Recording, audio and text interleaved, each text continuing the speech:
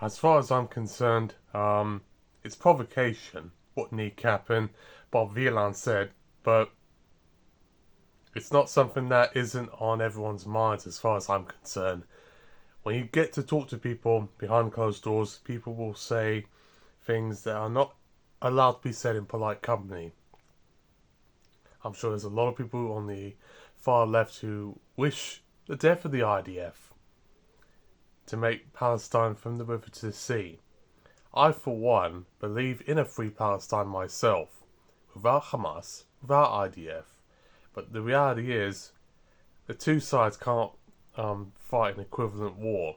Israel is very heavy-handed on this, and has been very brutal in their attacks to compensate for the fact that what happened on the 7th of October was quite shocking, but it probably happened as a result of past experiences of being under sort of colonial influence by the Israeli government, being forced that you can only go through certain lines and directions and whatnot, and being targeted en masse just for being not Israeli, not Jewish. The reality is, I don't, I don't support Israel. I don't support Judaism or Islam. What I do support is humanity. I've been supportive of a free Palestine, just like I've been supportive of a free Scotland, free Tibet, free Catalonia, free Wales, hell, even a free Quebec. But the problem with Palestine is that it's been so one-sided, and that the media has found a way to buy out the influence, and you're not allowed to criticise Israel by any means, otherwise you're deemed as an anti-Semite. It's just become its own worst nightmare. And if you're Jewish, you're probably thinking to yourself, am I next? Because of all this is happening, they're probably going to target you a hell of a lot more than they're going to target the Muslim, even though Muslims have darker skin and are generally a lot poorer, according to the metrics. But the fact is, there are a lot less Jews than there are Muslims. And if you want to help out for PR reasons, this whole horror show that's been happening since Israel was founded in the United Nations, you're going to have to find a way to implement the two-state solution, but no one wants that. Certainly not Netanyahu and Likud and Smotrich and Ben Gvir, none of those. I don't even think the Palestinians want it. When people feel like they've been victimised, and Jews have also been victimised under Holocaust and pogroms, they're not as willing to be very forgiving about diplomatic peace treaties and deals. When you've seen so much violence and terror, you're automatically on the defensive, and I'm sure Ukrainians certainly know a thing or two here, because they've been royally fucked over by the Russian government, who's been very aggressive and been bombing Ukrainian cities and starving the people through Holodomor. It's made people in sort of violent defense mode that anyone who dares criticize us is now a target. This is pretty much humanity in a nutshell. Trump feels like he's been so victimized in his own head and that the culture is all against him, which it isn't. A lot of people love Trump. They love what he says. He's a politically incorrect person. And a lot of people agree with his ideas on immigration and wokeness.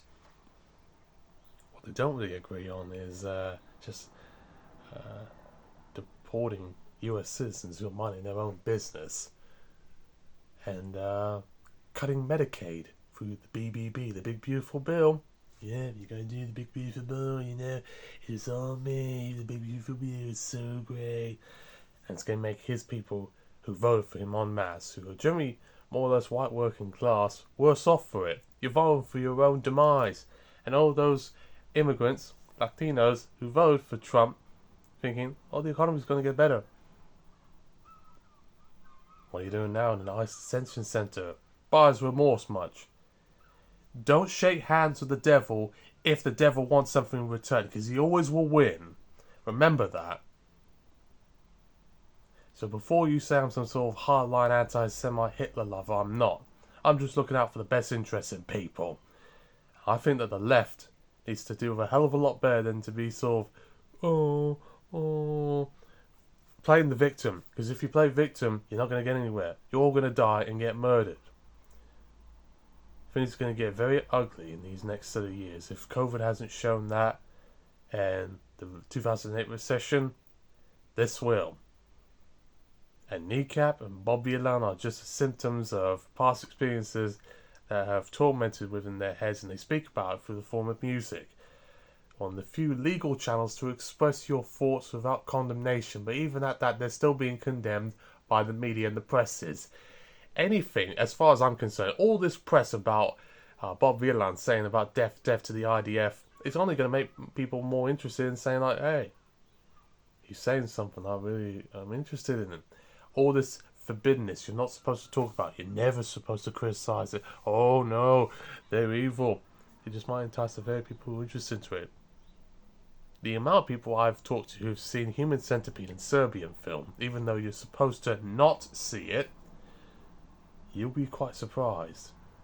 You're not supposed to like Body Count's Cop Killer. People like for its ringing tune. Fuck the Police by NWA. Oh, no.